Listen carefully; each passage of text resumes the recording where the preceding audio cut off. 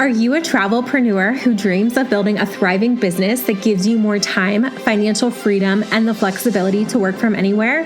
Then you're in the right place, my friend. This is the Passports, Profits, and Pixie Dust podcast. I'm Lindsay Dollinger, and I've built multiple six-figure businesses while traveling the world, living life on my terms, and helping women entrepreneurs do the same. Whether you're a travel advisor, an online business owner, or someone looking to add more adventure and income to your life, this podcast is here to guide you. Each episode, I'll bring you business strategies that actually work, productivity hacks, branding and marketing expertise, and plenty of pixie dust fun to help you create a business that fuels your passion for both profits and travel. So if you're ready to scale your business, attract more leads, and build a brand that lets you work from anywhere in the world, let's dive in and create and own your magic together.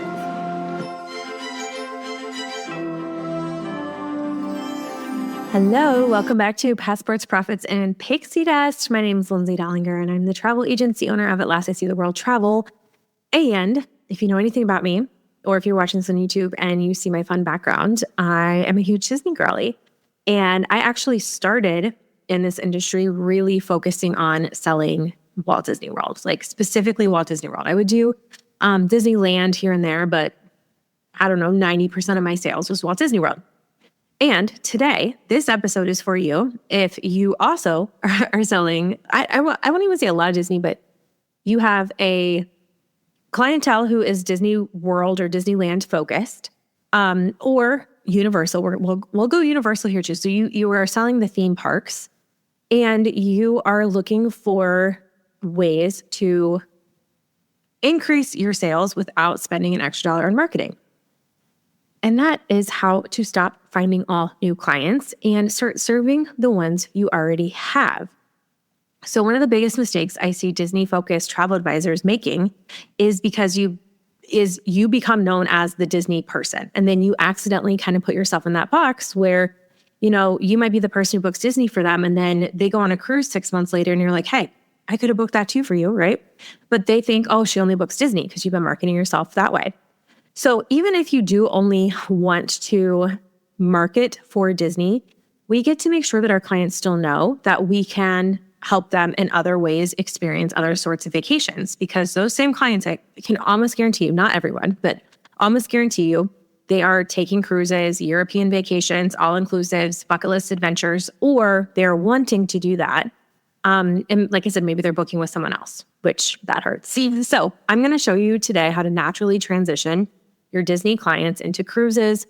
Maybe it's Adventure by Disney, Alani, and other types of vacations without feeling salesy or pushy.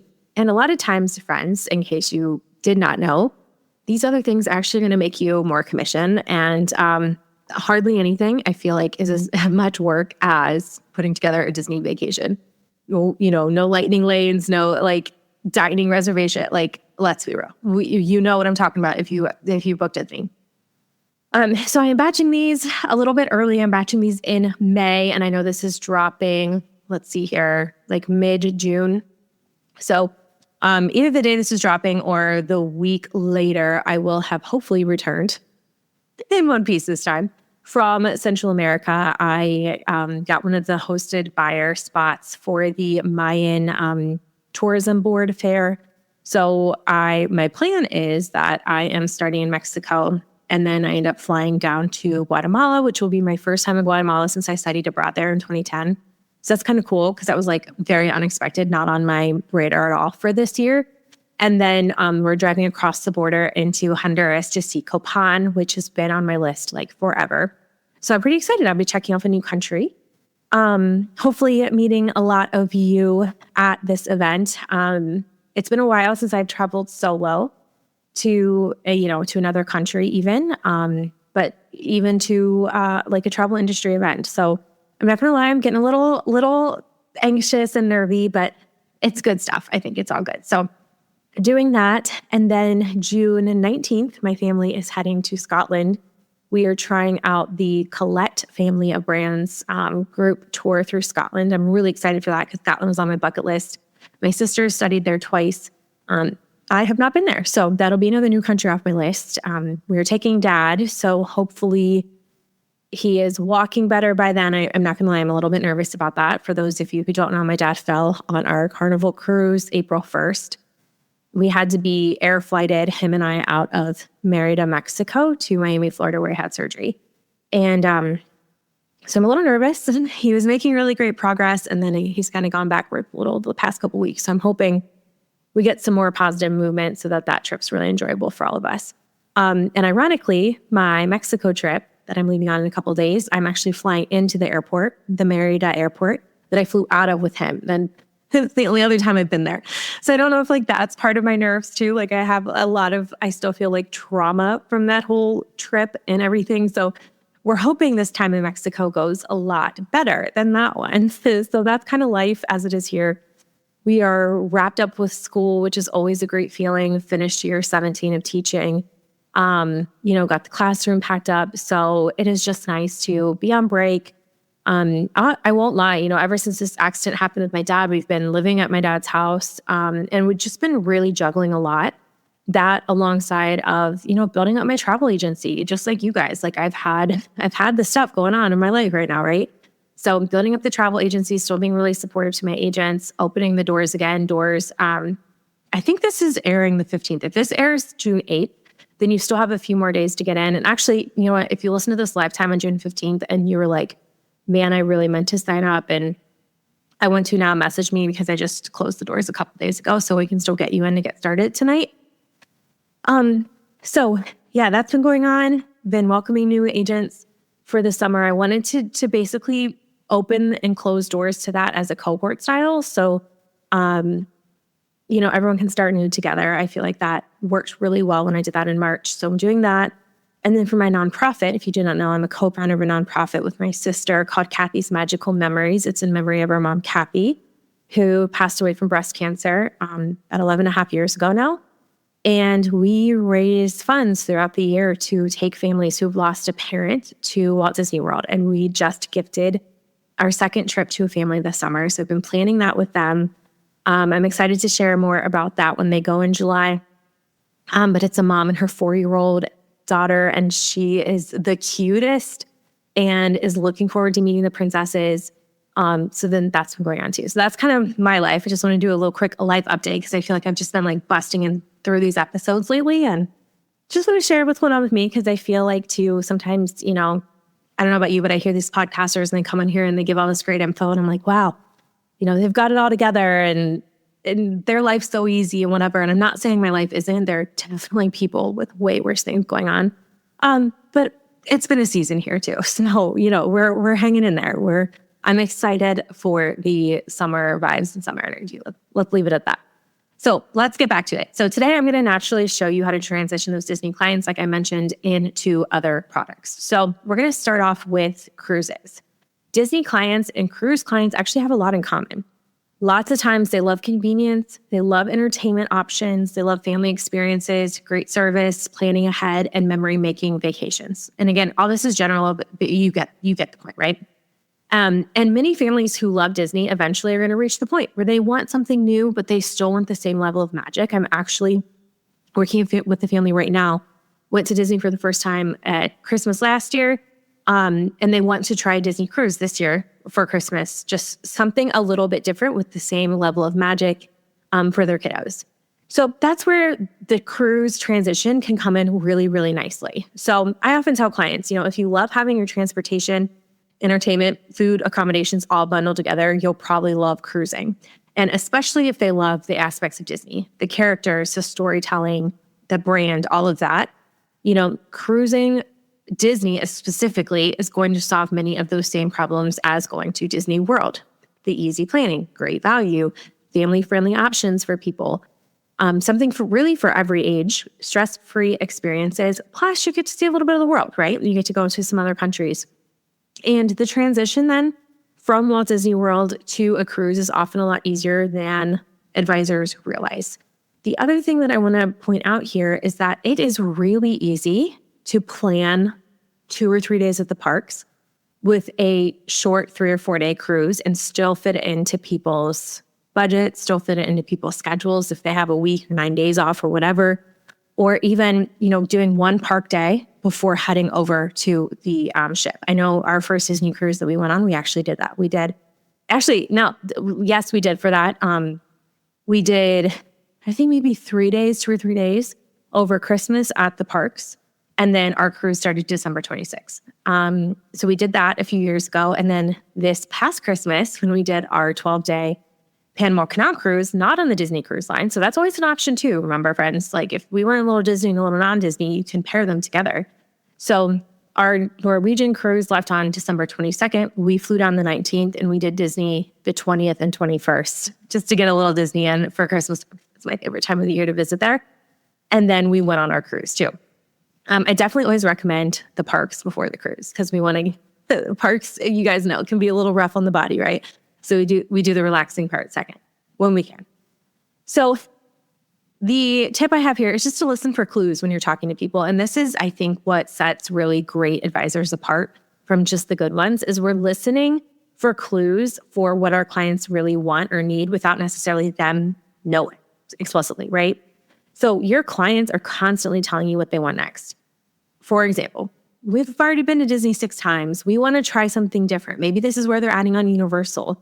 And you can say, great idea. And just want to throw it out here, what have you ever thought about doing a Disney cruise if you're not entirely sold on Universal? When people say our kids are getting older, that's another time that I usually start recommending Universal and or cruising to people because it's just usually for an older crowd.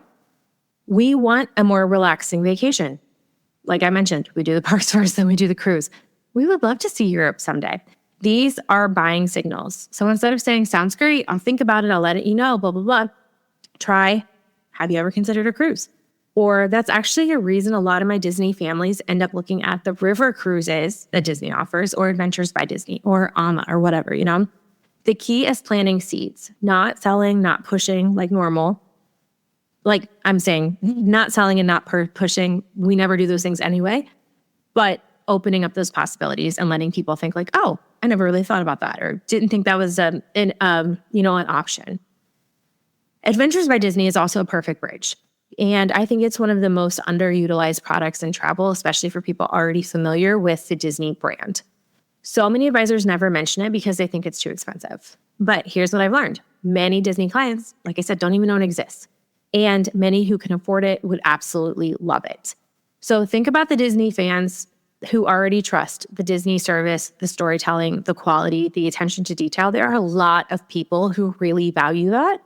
Maybe they'll have to save up for an extra year to do this instead of a Disney trip. But in the long run, 1, you're going to be getting way more commission on it. But 2, they're going to have a much better experience that matches their needs. So then they're going to end up being happier with you and your services, right? Adventures by Disney takes all those things that we love about Disney and applies them to destinations all over the world, in case you did not know. So we're talking Europe, South America. Heck, they even have them in the United States, I saw. River cruises. When I'm talking with Disney clients who mention Europe, I will often say, have you ever heard of Adventures by Disney? It's basically Disney's version of guided travel, specifically made for families. And that usually immediately gets their attention. Now, do check the age requirements on this and on the different trips and itineraries. Like Egypt, you can't be as young, if you did not know. And again, this is a really great thing to sell and to promote because people already trust the Disney brand. So you have almost like less of a selling point about that than you might have to do with some other branding. Okay, here's something interesting. A typical client might follow this path. Disney World, Disney Cruise, any other sort of ocean cruise, river cruises, Europe guided tours. But as advisors, lots of times we only get to help them with the first step. And then the client outgrows Disney parks and they disappear from our client list. And as advisors, we think, well, I guess they're not traveling anymore. Meanwhile, they're taking $15,000 European vacations with other people. They're booking the Viking cruises. They're doing the guided tours. They're sailing the Mediterranean, maybe on Virgin Voyages. I don't know. They're just doing it with someone else. And our goal as agents, unless you were niching it out, I have heard some people who, like I just heard a man on a podcast who is a Virgin Voyages specialist. He only works with you if you're doing Virgin Voyages. Okay, if that's you, then this episode is not going to pertain to you, usually, in general. But your goal should be to stay a part of the client's travel journey as their interests evolve, in my opinion, if that is what you are selling. Okay. So questions you should start asking at the end of every trip planning questionation. Wow, I just made up a new word, friends. Conversation is asking questions like, what destinations are on your bucket list? If you could travel anywhere in the world, where would you go? And sometimes, guys, these make really great interactive posts on Facebook too. So for clients to respond to some of these on Facebook, just put a little note in their bio. Other questions, what type of trip would you like to take in the next 5 years? Have you ever considered a cruise? What does your dream vacation look like after the kids are grown? These questions help you understand where they're headed, and they position you as a travel advisor, not just someone who books Disney, not just a booking agent that they can call, the 800 number for. Another reason clients don't book with you is that they don't know you sell something else other than Disney. If your social media is literally only talking about Disney parks and I'm all about niching down, your audience assumes that's all you do. However, if you start mixing in, and even friends, like if you want to just do Disney river cruises with Through Adventures by Disney and just mention that every once in a while with specific Disney products, go for it. However, if you are open to booking whatever, start mixing in the cruise chips, the river cruise content, your destinations, Adventures by Disney, Alaska, national parks, bucket list travel. Like, I think a really fun post could be something about the summer being so hot at Disney World, but you can get a much cooler, quote unquote, vacation doing a Disney cruise through Alaska. I know I've done one of those. So, that might be how you get your Disney fix in the summer if you don't like the heat. Think like that, right? You can pepper that in. You don't need to abandon the Disney. Let's not abandon Disney. I love me some Disney. I'm actually wearing a Winnie the Pooh sweatshirt right now. You just need to broaden the conversation. So instead of thinking only Disney, think this is so corny, like Disney Plus, right? Where we have all kinds of Disney options available. One of the easiest ways to transition Disney clients is through storytelling. So I kind of mentioned this already about my Alaska trip. You could also, though, if you want to transition a little bit outside of Disney vacation, is maybe you make a connection between I love my Disney.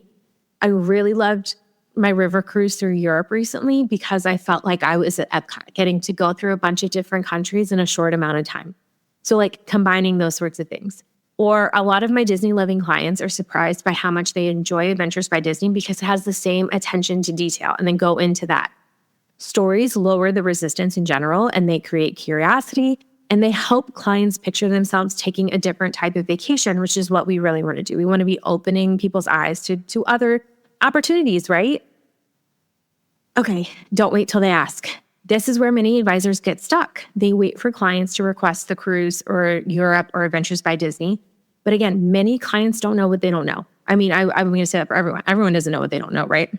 So if you don't know what they don't know, they don't even know that these things are the possibilities. And part of our role as a travel advisor is helping clients discover possibilities. You're not being pushy, you're being helpful, you're opening doors.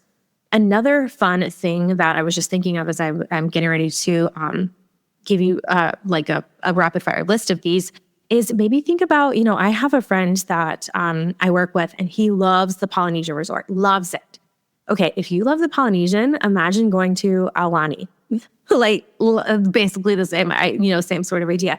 Or imagine if we took your family to Tahiti. I mean, maybe a little bit different, maybe a little bit harder with, he's got triplets and a baby, so he's got a lot going on. Aulani might be a better fit for them, So be thinking of things like that, like the Riviera Resort, France. If you are a big Riviera fan, you're going to love France. Okay, my hair's doing crazy stuff in this video. Sorry, friend. So think of these other ways that we can pull in your client's interest when they're not explicitly saying it or telling it, right? Coronado, let's get you on a cruise to Mexico. Okay, so your action step for this week is to pull up your client list and make a list of your Disney clients who've traveled multiple times, clients whose children are getting a little bit older, so maybe they're able to do these international trips a little easier. Although I have to say, I have heard from a lot of my friends that it's easier to travel with littles, littles to Europe than sometimes preteen, teenage kids. I don't know. I haven't done it, but I've heard. Your clients who've mentioned Europe, your clients who have mentioned wanting something different, make a list of these things and then think of ways to reach out. Send an email, start a conversation, ask about their travel dreams. You might discover opportunities that are sitting right in front of you. And also take some of this information to use to create your content. One of the, I think, smartest and easiest ways to create content is to be creating content that speaks to people's, like, what is it that they call that?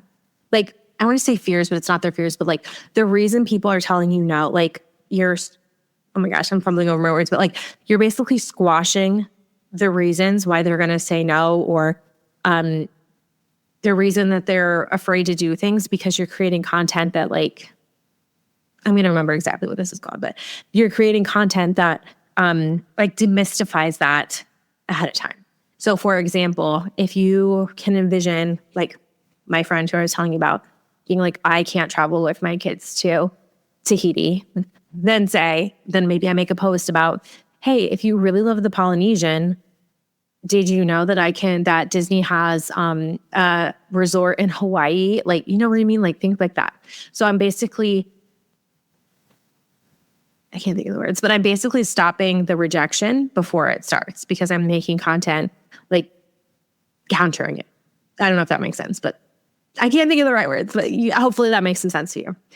Okay, so the easiest sale is not often the brand new client. I think we all know that.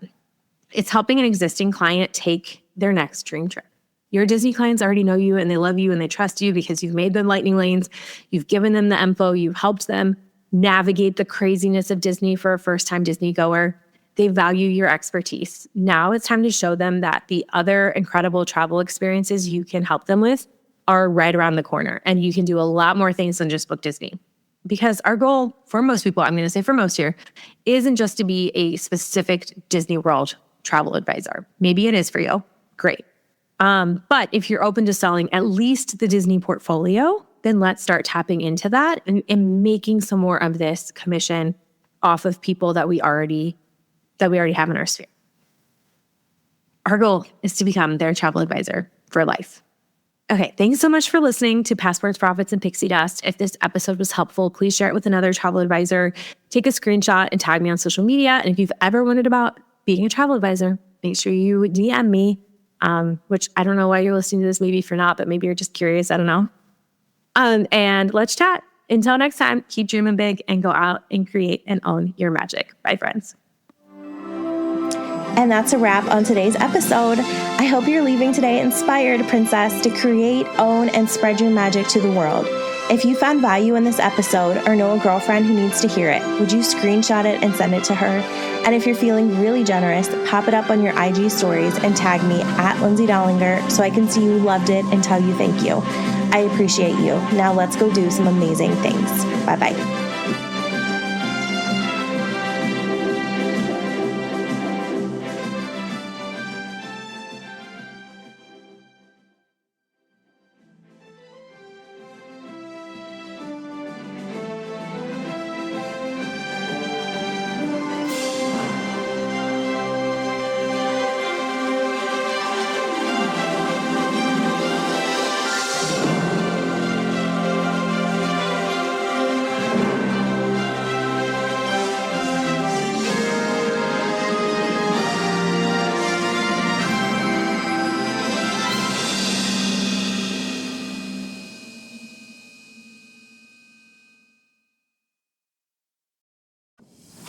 Hey, fellow Disney lover, are you looking for magical, comfy fashion? Then you need to check out Bella Bling Shop. Bella Bling's size-inclusive line is perfect for park hopping, princess races, or just adding a bit of everyday magic into your life. Much of the artwork of this comfortable clothing line is hand-drawn, unique artwork. I know this because I watch my sister do it. Yes, this is my sister's shop, and she takes so much time and care into everything that she creates. Every single piece is special. So again, whether you are just getting excited, going to the parks, whether you're getting ready to run a race, or whether you just want to add a little bit of Disney fashion into your life, make sure you check out Bella Bling's adorable, comfortable styles. Visit www.bellablingshop.com. You know I'll put that in the show notes for you. And make sure you use code PODCAST, all capital letters, to get 10% off your first order. Tag me when you get it, and I want to see what you decide.